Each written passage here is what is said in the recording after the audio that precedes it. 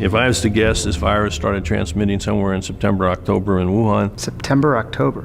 That's my own view. It's an only opinion. I'm allowed to have opinions now. I am of the point of view that I still think the most likely etiology of this pathogen in Wuhan was from a laboratory, escaped. Other people don't believe that. That's fine. Science will eventually figure it out. It's not unusual for respiratory pathogens that are being worked on in a laboratory to infect a laboratory worker.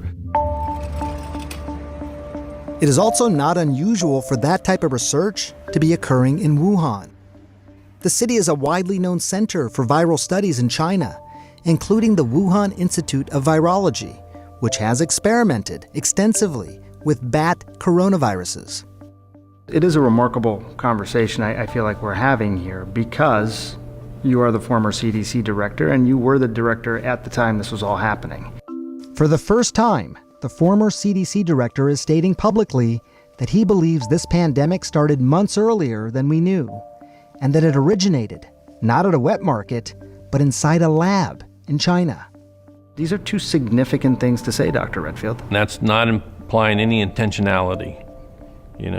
It's my opinion, right? But I am a virologist. I have spent my life in virology. I do not believe this somehow came from a bat to a human, and at that moment in time, the virus that came to the human became one of the most infectious viruses that we know in humanity for human-to-human transmission. Normally when a pathogen goes from a zoonotic to human, it takes a while for it to figure out how to become more and more efficient in human-to-human transmission.